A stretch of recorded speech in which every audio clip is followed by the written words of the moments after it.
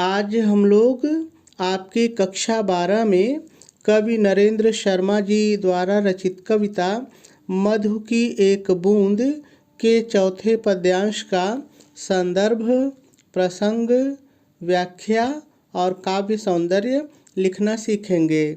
लेकिन सबसे पहले हम लोग हमेशा की तरह इस पद्यांश में जितने भी शब्द आए हुए हैं पहले हम लोग इन सभी शब्दों का सरल अर्थ जानेंगे, फिर उसके बाद हम लोग इसकी व्याख्या को सीखेंगे। तो चलिए सबसे पहले हम लोग इस पद्यांश में आए हुए सभी शब्दों का सरल अर्थ देख लेते हैं। मधु की एक बूंद। देखिए, मधु की एक बूंद का मतलब क्षण भर का आनंद, या आप आनंद कह के भी व्याख्या कर सकते हैं।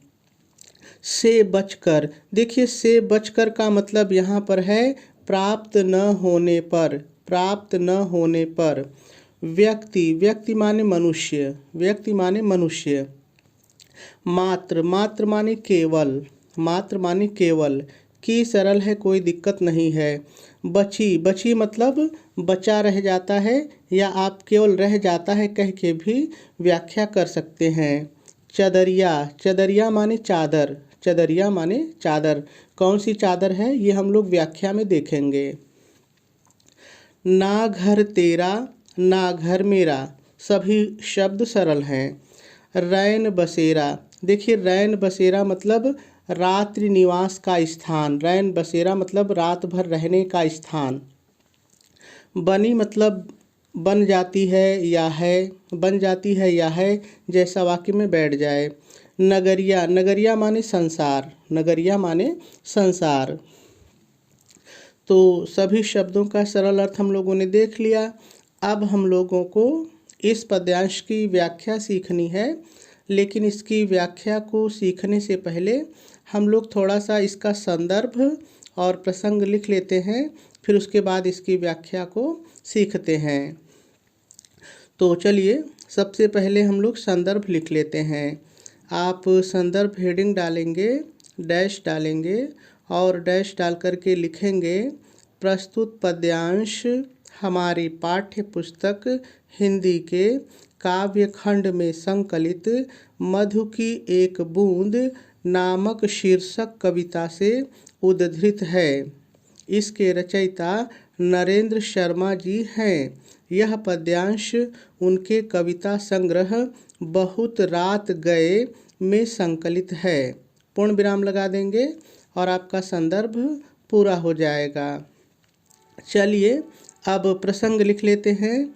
आप प्रसंग हेडिंग डालेंगे, डैश डालेंगे और डैश डाल करके लिखेंगे प्रस्तुत पद्यांश में कवि ने संसार को मनुष्य का अस्थायी निवास स्थान बताते हुए स्पष्ट किया है कि आनंद की प्राप्ति न होने पर मनुष्य के अंदर झूठ और आडंबर रूपी भावनाओं का निवास हो जाता है।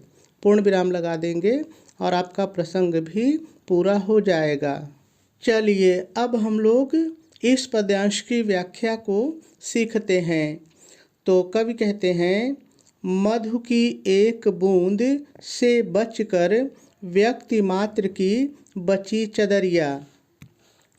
प्रस्तुत पद्यांश में कवि नरेंद्र शर्मा जी कहते हैं कि, अब आ जाइए पद्यांश पर।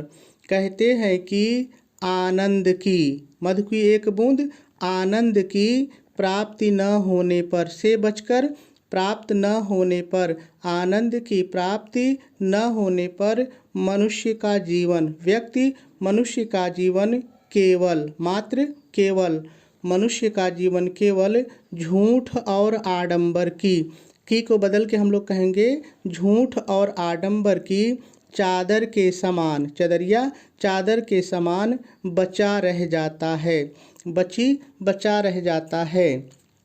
थोड़ा सा और स्पष्ट करने के लिए थोड़ा सा और हम लोग अपनी तरफ से लिखेंगे। क्या लिखेंगे वो भी सुन लीजिए। कहने का तात्पर्य यह है कि मनुष्य को अपने कार्य के अनुसार जब फल की प्राप्ति नहीं होती है तो मनुष्य में झूठ एवं आडंबर रूपी भावनाओं का निवास हो जाता है और मानवता के स्थान पर व्यक्तिगत भावनाओं का उदय होने लगता है। पूर्ण विराम लगा देंगे और 2 लाइन की व्याख्या पूरी हो जाएगी। चलिए एक बार फिर से दोनों लाइन की व्याख्या को सीखते हैं, लेकिन पहले इन दोनों लाइन का भाव आप मेरे शब्दों में सुन लीजिए, फिर इसकी व्याख्या को सीखते हैं। तो देखिए, कवि इन दोनों लाइन में ये कह रहे हैं कि जब मनुष्य को आनंद की प्राप्ति नहीं होती है, वह आनंद से बचा रह जाता है, तो फिर उसका जीवन केवल झूठ और आडंबर की चादर के समान हो जाता है। यानी उसके अंदर जो मानवता होती है वो समाप्त होने लगती है, वह झूठ और आडंबर से भर जाता है और उसके अंदर जो व्यक्तिगत भावनाएं हैं, स्वयं के कल्याण की भावनाएं हैं, वो उत्पन्न होने लगती हैं। लेकिन ये सारी बातें कवि कैसे कह रहे हैं, चलिए एक बार फिर से लाइन के माध्यम से सीखते हैं। तो देखिए, सबसे पहले आप व्याख्या हेडिंग डालेंगे, डैश डालेंगे और डैश डाल करके पहले थोड़ा सा अपनी तरफ से जोड़ के लिखेंगे। क्या लिखेंगे, एक बार फिर ध्यान से सुनिए। प्रस्तुत पद्यांश में कवि नरेंद्र शर्मा जी कहते हैं कि, अब आ जाइए पद्यांश पर, कहते हैं कि आनंद की प्राप्ति न होने पर मनुष्य का जीवन केवल झूठ और आडंबर की चादर के समान बचा रह जाता है। कहने का तात्पर्य यह है कि मनुष्यों को अपने कार्य के अनुसार जब फल की प्राप्ति नहीं होती है तो मनुष्य में झूठ एवं आडंबर रूपी भावनाओं का निवास हो जाता है और मानवता के स्थान पर व्यक्तिगत भावनाओं का उदय होने लगता है। पूर्ण विराम लगा देंगे और 2 लाइन की व्याख्या पूरी हो जाएगी। चलिए आगे देखते हैं। आगे कवि कहते हैं, ना घर तेरा ना घर मेरा रैन बसेरा बनी नगरिया। यहाँ से शुरू करेंगे तो कवि कहते हैं, यह संसार, नगरिया, यह संसार ना तो तेरा घर है और ना ही मेरा घर है, यह तो केवल रात्रि का निवास स्थान, रैन बसेरा रात्रि का निवास स्थान है। बनी को है कह देंगे। थोड़ा सा और स्पष्ट करने के लिए लिखेंगे, कहने का तात्पर्य यह है कि इस संसार में स्थायी रूप से कोई भी विद्यमान नहीं रहता है, यह किसी का स्थायी घर नहीं है। पूर्ण विराम लगा देंगे और इस 2 लाइन की व्याख्या भी पूरी हो जाएगी। चलिए एक बार फिर से दोनों लाइन की व्याख्या को सीखते हैं, लेकिन पहले इसका भाव आप मेरे शब्दों में सुन लीजिए। देखिए, कवि कह रहे हैं कि यह जो संसार है ये ना तो तेरा घर है और ना ही मेरा घर है, ये केवल रात भर रुकने का स्थान है। यहाँ पे कवि ये कहना चाहता है कि इस संसार में कोई भी स्थायी रूप से रहने के लिए नहीं आया है कि वो हमेशा रहेगा। आज आया है तो कल उसको मर के ही चले जाना है, यही बात कवि कह रहे हैं। लेकिन कैसे कह रहे हैं, चलिए एक बार फिर से देखते हैं। तो कवि कहते हैं, यह संसार ना तो तेरा घर है और ना ही मेरा घर है, यह तो मात्र रात्रि का निवास स्थान है। कहने का तात्पर्य यह है कि इस संसार में स्थायी रूप से कोई भी विद्यमान नहीं रहता है, यह किसी का स्थायी घर नहीं है।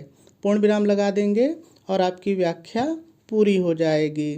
चलिए अब हम लोग थोड़ा सा इसका काव्य सौंदर्य भी देख लेते हैं। यदि हम लोग इस पद्यांश में रस की बात करें तो इसमें शांत रस है। ये जो छंद है ये मुक्तक छंद है। अलंकार इसमें उपमा और रूपक 2 मुख्य रूप से दिखाई दे रहे हैं। यदि भाषा की बात की जाए तो इस पद्यांश की जो भाषा है वो साहित्यिक खड़ी बोली है।